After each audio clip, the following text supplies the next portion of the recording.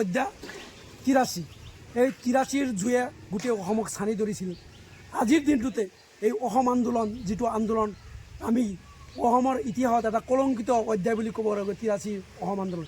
এই আন্দোলনত আজিৰ দিনটোতে নেলি গহপুৰ চাউলখোৱাকে আদি কৰি বহুত ঠাইত নিৰীহ মানুহক হত্যা কৰা হৈছিল আৰু তেওঁলোকৰ কোনো ইয়াও নাছিল, দূৰ নাছিল। তেওঁলোকে অসম চৰকাৰ ভাৰত চৰকাৰৰ আহ্বানমে নিৰ্বাচনত অংশগ্ৰহণ কৰিছিল। এই সংক্ৰান্তত আপোনাৰ কি অভিমত? চাওক, আমি প্ৰথমতেই সেই মহান আত্মাৰ সদ্গতি কামনা কৰিছোঁ যিসকল ব্যক্তিক নেলীৰ হত্যাকাণ্ডত তেওঁলোকক হত্যা কৰা হৈছিলে। অকল নেলিৰ চাউলখোৱা বিভিন্ন অসমৰ বিভিন্ন প্ৰান্তত তেওঁলোকক হত্যা কৰা হৈছিলে। আমি সেইসকলৰ মহান আত্মাক আমি সদ্গতি কামনা কৰিছোঁ। আজি আমি সকলোৱে জানো যে 18 ফেব্ৰুৱাৰীক আমি কলা দিৱস হিচাপে আমি পুনৰ আগতে বিবেচনা কৰিছিলোঁ। আমি 18 ডিচেম্বৰ তাৰিখে আমি কলা দিৱস হিচাপে পালন কৰিব লাগে বুলি আমি বিভিন্ন সময়ত দাবী উত্থাপন কৰিছিলোঁ। কাৰণ তাত আমাৰ বহুতো মানুহ শ্বহীদ হৈছিলে। সেই ৰক্ত তেজৰ গোন্ধ কিন্তু এতিয়াও আমি পোৱা যায়, কিন্তু আমি ন্যায় পোৱা নাছিলোঁ। আমি মুছলিম ছাত্ৰ সন্থাই বিভিন্ন সময়তো দাবী উত্থাপন কৰি আহিছিলোঁ যেন যিটো তদন্ত বন্ধ হৈছিলে সেই তদন্তৰ ফাইল কিন্তু খুলিব লাগে। আমি বৰ্তমান অসমত বা কেন্দ্ৰীয় চৰকাৰ বৰ্তমান বিজেপি চৰকাৰ হৈ আছে। আমি বিজেপি চৰকাৰক আহ্বান জনাম, নেলীৰ হত্যাকাণ্ডৰ তেওঁলোকে ন্যায় দিব লাগে, তেতিয়া আমি ভাল পাম। কাৰণ এটা জাতি এটা জনগোষ্ঠীক তেতিয়া টাৰ্গেট কৰা হৈছিলে, তেতিয়া হত্যা কৰা হৈছিলে। তেজৰ গোন্ধ কিন্তু আজিও পোৱা যায়। আজি যি অসম আন্দোলন হৈছিলে সেই অসম আন্দোলনত সেইসকলক শ্বহীদ ঘোষণা কৰা হৈছিলে, কিন্তু এছামক কিন্তু সেই শ্বহীদৰ মৰ্যাদা দিয়া হোৱা নাছিলে। গতিকে সেই কোন ব্যক্তিক হত্যা কৰা হৈছিলে সেই নাম কিন্তু আজিলৈকে ৰাজহুৱা কৰা হোৱা নাই। আমি বহুত ক্ষেত্ৰত কিন্তু নিমাতী কন্যাৰ ভাও জুৰি বহি আছিলোঁ।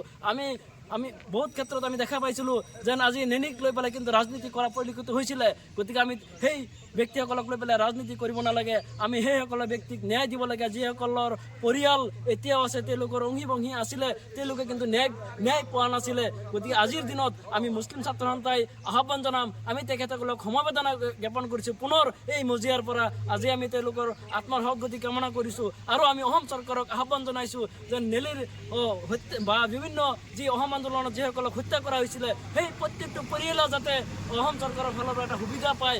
আমি জানিব পাৰিছোঁ যেন এটা সম্প্ৰদায়ক কিন্তু এতিয়াও বঞ্চিত কৰা হৈ আছিলে। গতিকে আমি সেই সম্প্ৰদায়ৰ লোকসকলকো আমি আওকালি ল'বলৈ আমি আহ্বান জনাইছোঁ। আমি হিমন্ত বিশ্ব শৰ্মা ডাঙৰীয়াক অনুৰোধ কৰিম, আমি ভাৰতবৰ্ষৰ প্ৰধানমন্ত্ৰীকো আহ্বান কৰিম যাতে নেলীৰ যিটো কলা অধ্যায় আছিলে সেই অধ্যায়টো যাতে সামৰণি মাৰে, যাতে তেওঁলোকে ন্যায় পায়, তাৰে আমি মুছলিম ছাত্ৰ সন্থাই কামনা কৰিছোঁ। অসমৰ দক্ষ মুখ্যমন্ত্ৰী হিমন্ত বিশ্ব শৰ্মালৈ তোমালোকৰ মোচাত ফালৰ পৰা এই নেলীৰ হত্যাকাণ্ডৰ কি মেছেজ যাব? আমি অসমৰ সুদক্ষ সন্তান তথা অসমৰ বৰ্তমান মুখ্যমন্ত্ৰী হিমন্ত বিশ্ব শৰ্মা ডাঙৰীয়াক আমি মুছলিম ছাত্ৰ সন্থাৰ পৰা এটাই আহ্বান জনাম, যিহেতু নেলী নিচিনা জেগাত বা অসমৰ বিভিন্ন প্ৰান্তত যি হত্যাকাণ্ড হৈছিলে সেই হত্যাকাণ্ডত জড়িত বহুতো পৰিয়ালে কিন্তু ন্যায় পোৱা নাছিলে। সেইসকলক ন্যায় দিব লাগে। তেওঁলোকৰ যি ক্ষতি হৈছিলে সেই ক্ষতিপূৰণ হিচাপে প্ৰত্যেকটো পৰিয়ালত এটা চাকৰি দিয়াৰ ব্যৱস্থা কৰিব লাগে। কাৰণ নেলীৰ হত্যাকাণ্ডৰ পিছত কিন্তু বহুতো মানুহ এতিয়া কিন্তু ভালকৈ উঠিব পৰা নাছিলে। তেওঁলোকৰ কিন্তু চিনচাপ নোহোৱা হৈছিলে। হয়তো তেওঁলোকৰ যিকেইজন মানুহ আছে তেওঁলোকৰ হয়তো আৰ্থিক জুৰুলা হৈ পৰিছিলে, তেওঁলোকে কিন্তু চৰকাৰৰ বিভিন্ন ফালৰ পৰা সুবিধা পোৱা নাছিলে। বিগত চৰকাৰৰ দিনত কিন্তু সেই সুবিধাৰ পৰা বঞ্চিত আছিল। গতিকে আমাৰ অসমৰ মুখ্যমন্ত্ৰী ডাঙৰীয়াক আমি এটাই আহ্বান জনাম, আপোনাৰ কাৰ্যকালত অন্ততঃ দেখুৱাই দিয়ক যেন সেই নিৰীহ পৰিয়ালক আপোনালোকে বিজেপিৰ দিনত বা বৰ্তমানৰ চৰকাৰৰ দিনত আপোনালোকে সুবিধা কৰাৰ এটা মানৱ জৰুৰী কাৰ্য আপোনালোকে হাতত লওক, তাৰে আমি মুছলিম ছাত্ৰ সন্থাই কামনা কৰিছোঁ। আচ্ছা, মই এটা